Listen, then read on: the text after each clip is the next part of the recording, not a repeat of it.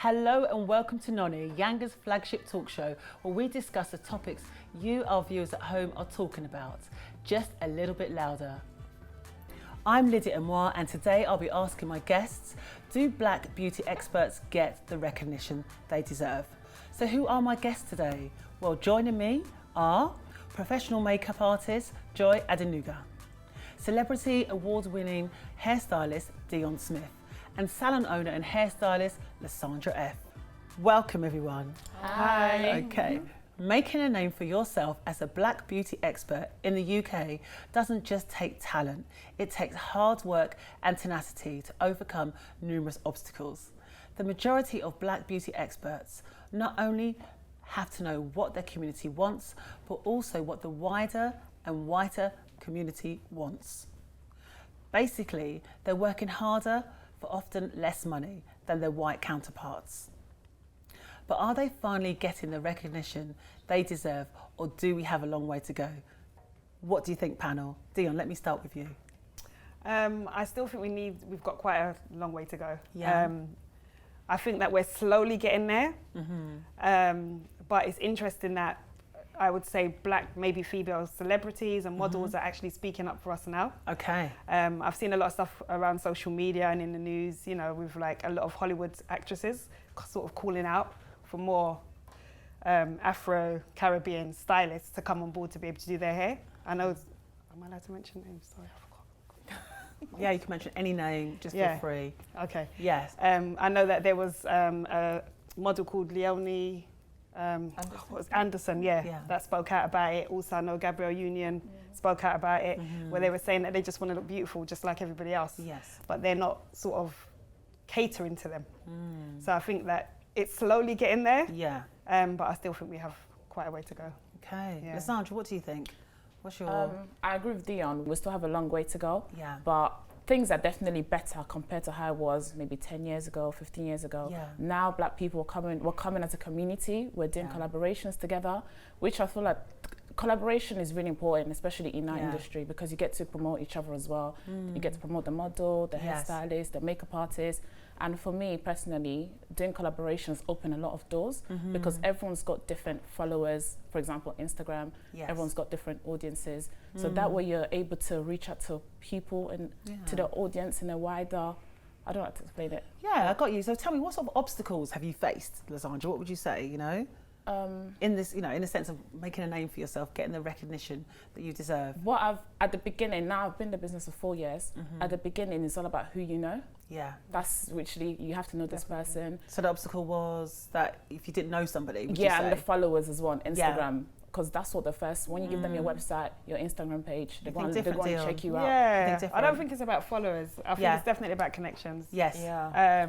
Because it's about who you know. So about your network, you're saying? Yeah, What do you definitely. Joy? I definitely think it's about who you know. You think it's about who you know? Yeah, because when I first started, I sort of like, what do I need to do? Yes. I needed to have a website, done. Yeah. Social media, done. Tick. Everything I need to do, I did a foundation course. I made sure I could work on any skin tone that sits on my chair. I did the work, I did the research, I did everything on paper I'm meant to do. But nothing was happening.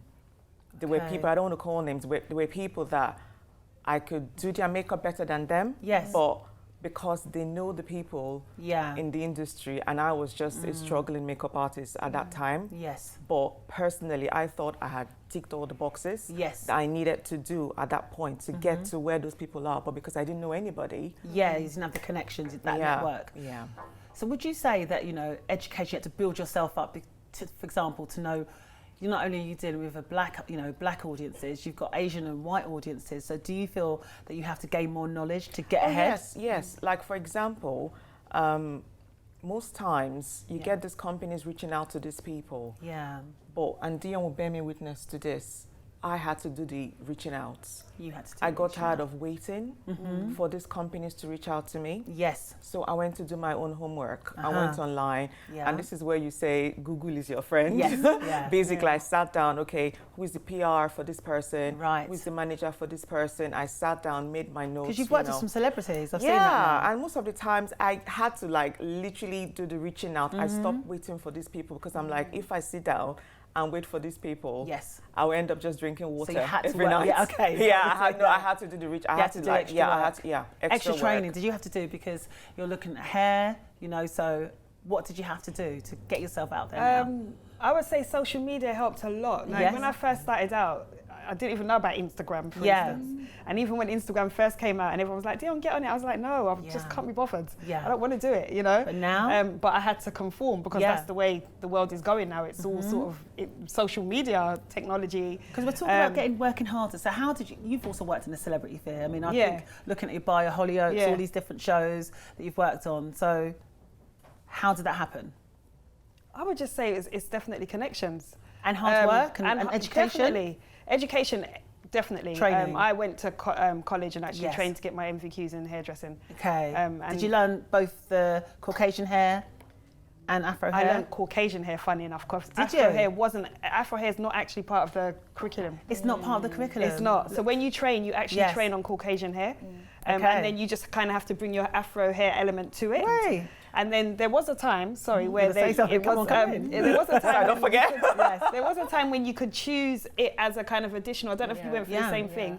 So it was whether you chose it or not. And then even then, it still wasn't 100% because the trainers that were training you didn't really have the knowledge. Okay, hold your thoughts there. We have got to go to camera. We've got something really interesting here. Actually, we don't do the Afro hair. Why? A large percentage of women of color feel like the high street doesn't really cater for their needs, and the hair industry plays a huge part of the problem. High street salons all across the UK are still very dominated by images of white models. They don't often know how to treat Afro hair, and when they do, they don't really make it clear, it's not really communicated well. Often they charge you a lot more. So today I'm on a mission to find out how easy or how difficult it is to get a decent trim in London. I'll just walk around the corner. Yeah. I would really need like a deep treatment and a trim and Hair? Yes. No. No? Like you don't do anyone's hair? Yeah, we don't do Afro hair No, you don't do appointments? No, you don't. Not on your texture if it was slightly softer. How can you know how soft it is? We do treatments. For yourself, it would be we would charge an extra £10 additional because your hair takes a long time to come through. It's a double appointment that we would need for Afro hair. It's not going well actually. It's quite bad. So you don't have any problem doing Afro hair? No, I don't think so. Everyone is trained to do it. Oh great, everyone is trained, great. In other places, and they said it would cost me more, but it would be the same price with you, or? No, that shouldn't be the case. No. Oh, amazing. So we have quite a mixed feedback so far. We've been to a few places, some were clear to know, some wanted to charge more, and others were more accommodating. Actually, we don't do the Afro hair. It's been a bit more expensive Oh, why? because it's Afro hair. It's much more difficult to do. Because it's harder, you pay more? Turns out that it's not that straightforward to book treatment or a simple trim for Afro hair, which is the reason why we've launched the Stylist Hair Equality Initiative, where we really want to urge all of the salons in the UK to treat and represent everyone equally, because this is Britain too.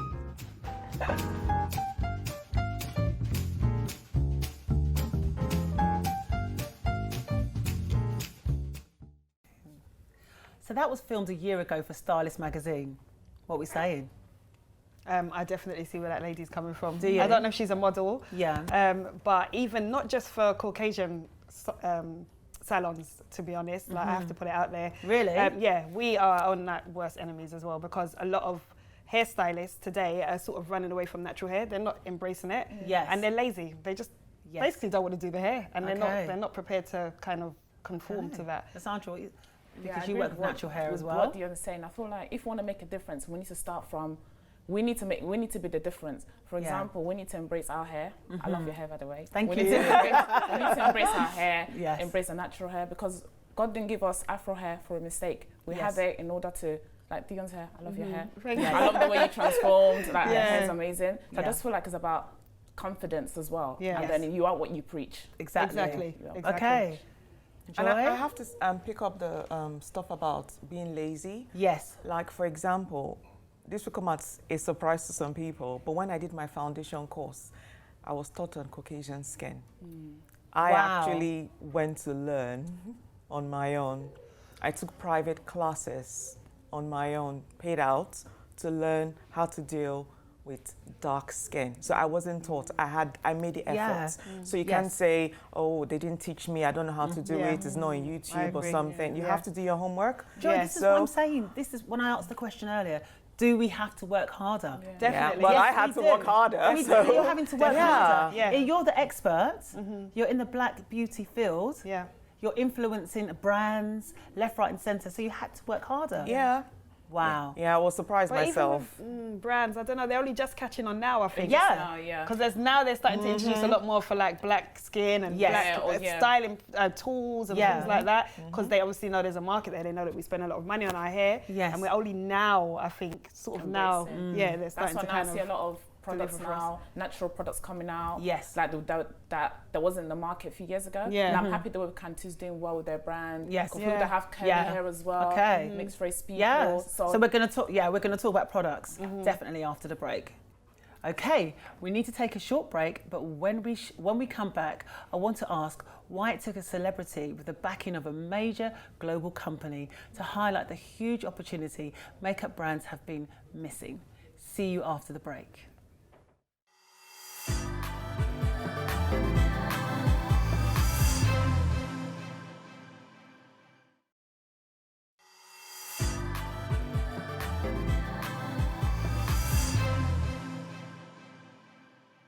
Welcome back to NONI with me, Lydia Amoah, and my guests, Joy Adenuga, Dionne Smith, and Lessandra F. So the question we were discussing before the break was, do black beauty experts get the recognition they deserve? Now, Fenty Beauty has offered 40 different shades for women of colour. It was launched by pop star Rihanna and Louis Vuitton in 2017. In its first month, it earned $72 million and was consistently sold out in stores. So panel, there's definitely a market for this product, but why has nobody been listening to the black beauty experts who've been saying this for years? Tell me.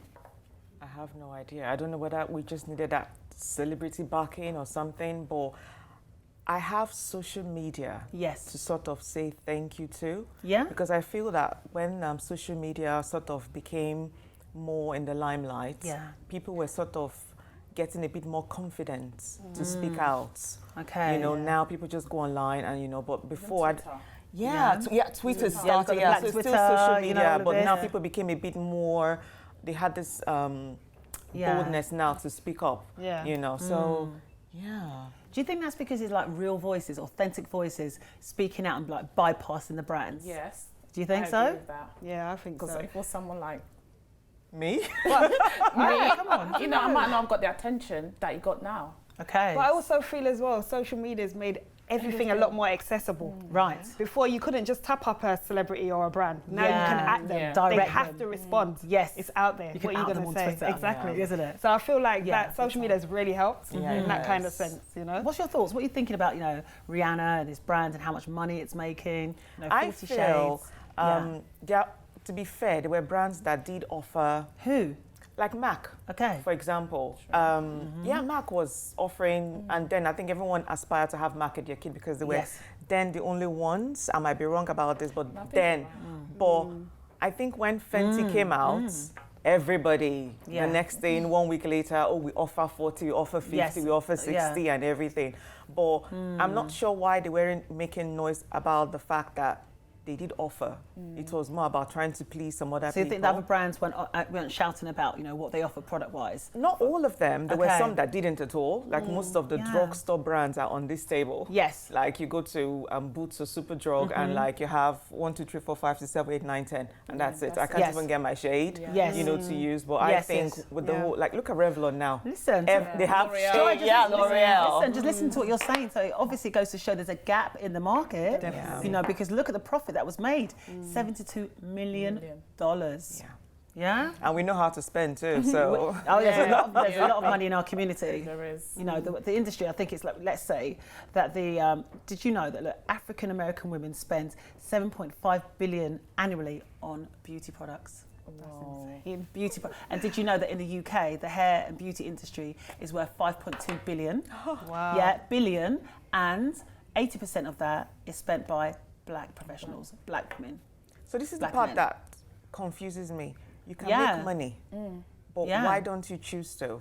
Say that again. As you can make money, in terms of branding, like but that's what they're doing. So that's why I don't know why. Is it like a laziness thing? I don't get it. You know, you're going to make money. It's not. We all know it's not a charity organization. You're going to make money. So why were they being so lazy to just come out and offer this to everybody? But listen. What I'm saying is, and I like your point there, but you know, the industry is worth, let's say our industry, what we're spending, 4.2 billion. But are they actually appealing to us in adverts enough? No. Are they communicating? Oh my God, no. So, well, then what do you think? Advertising definitely needs to step up. Oh my God, there was one I saw the other day. Yeah. I'm feeling funny saying this just out. say it. But Out them. the spray for wigs.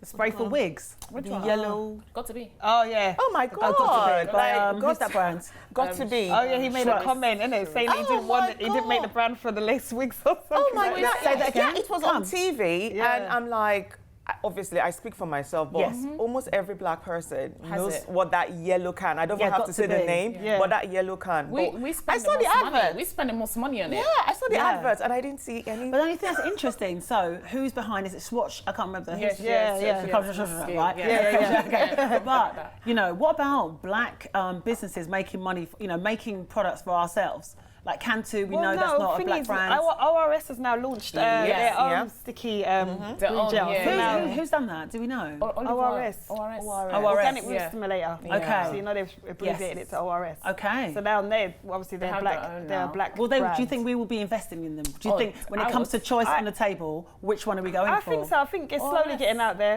I think it's slowly getting out there. Not because you're used to Got to Be. New. I feel like you need to try it first, but you would know. Yeah. If that makes sense. But obviously, I would love to. An influencer. Would you promote it online? Because Definitely. it would take somebody like yourselves. Yeah, I've seen a few bloggers promote it, and actually, is that how you got to know about it, or was it that's already Chrissy already? Chrissy page. She did like a video showing how she glued down the model's wig, and I liked it. And I was actually quite shocked. So influencers have a space, you know, and they're really helping. You know, do you think the influencers helped even Rihanna get a brand? What do you think? I think it was everybody. I think it's a mixture. Of everybody. I feel like when it comes to Rihanna's brand, I feel like few influencers did actually hype it up. Like for example, there was a recent launch for a new product, and I saw Patricia. I think it was a highlight or something. Something came out recently, and I saw Fenty, and I saw Patricia Bright there, and she hyped it up. So everyone was like, "Oh my gosh, oh my god!" So I feel like you know they always have influencers just to hype it up as well. Because if you see someone like Patricia Bright promoting it, you're gonna want to get it as well. Okay. Listen, Project Embrace Afro Visibility 2018, proud to be a Me Billboard campaign. Do you remember that? I don't remember that. I do. I think it's Lecky, but that was behind that. It was a proud to be Me. It was on billboards. You showed me like a few months ago. Yes. And it said they had like stunning visuals, everything. So I was going to ask you what you thought about that. Or about Charlotte Mensa even. Let's talk about, you know, Charlotte Mensa. So she was the first woman to be introduced into the British Hairdressing Awards Hall of Fame.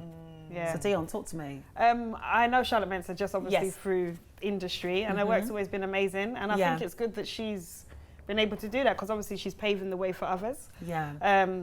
for me, to be honest, I've always kind of felt a bit intimidated by the British Hairdressers Awards. Really? Yeah. Tell me why. I don't know, I just felt like it didn't really cater to me. And then like, even if we're doing black hair, we're still trying to make it almost Caucasian. Yes. If that makes sense. Yes. I can't do afros, for instance, and go in and feel like, yeah, it's power and I'm gonna win. I have to be doing like straight hair and all this sort of white stuff, but just on a black model, for instance. I mean, just thinking about just what you said there, because you're saying that for you to enter into that Hall of Fame, you feel as though you have to be doing white hair, basically. Yeah, you know? Basically, but on a black model. And I only made up my mind this year, actually, to decide to go in for it next year. Okay. So I'm actually going to enter next year. Yeah, you better. Yeah. Oh, brilliant. What do you think? What do you think about that? I agree with Dionne, but I'm so happy that now there's awards for black people, like for Afro hairstylists, for example, Black Beauty. Black Beauty is not happening this year, but for the past 20 years. I wonder why.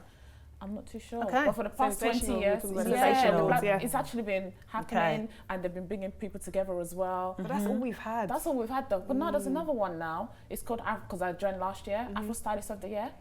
Okay. But it's still within... HJI. Oh, is that separate from Sensational? Yeah, separate, yeah. Okay. Afro Stylist of the Year. So things are happening. Yeah, so things are actually happening now. I think we need more. Afro, but we need more. That's we need more. Two competitions that I know. Yeah. I was like, where's the funding coming from to make these awards happen? Because I know that you would probably like to do it yourself. A lot of the time, though, you get sponsors from like products and stuff. They would sponsor like the categories. That's how they do it within Sensational. So and that could, yeah, exactly. So I think it's definitely there. I just think we're just not doing it enough.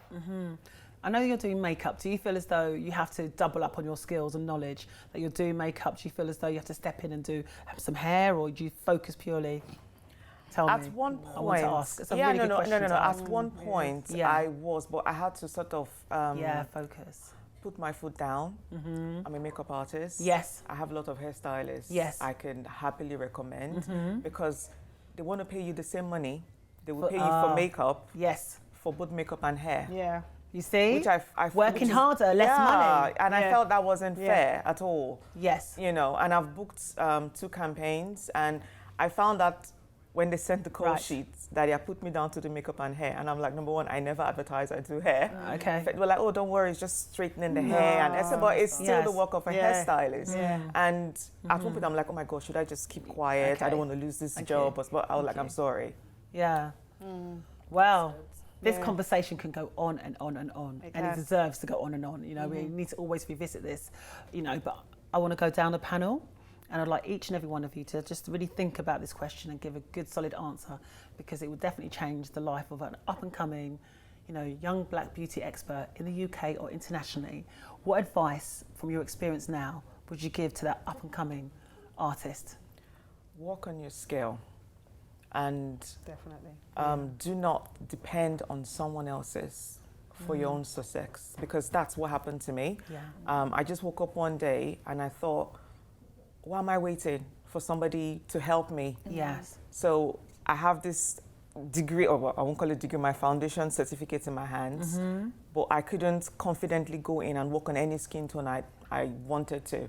So I set out myself to make sure I could work on any skin tone. So that's what you would advise? Yeah, so I would say work on your skill level. Do not depend on other people. Yeah. And again, I'm that kind of person, like, I like to look back and say, oh my God, Joy, pat on the back. Yes. I didn't depend on to get to where I am. Yes. So please, I'm begging you, Yeah. literally, do the work, do your homework. Do not depend on other people, because when I see some lazy vendors coming up and I'm like, oh my God, I know social media is there to help you. Obviously, I didn't have social media in my own. Yes. But sometimes I just feel like they're just being lazy. Yeah, so work hard. Yeah, just sit in your house and, oh, I just want to, I'll watch it on YouTube and everything. No. That's a good piece of advice. Thank you very much, Joy. You're welcome. Dionne.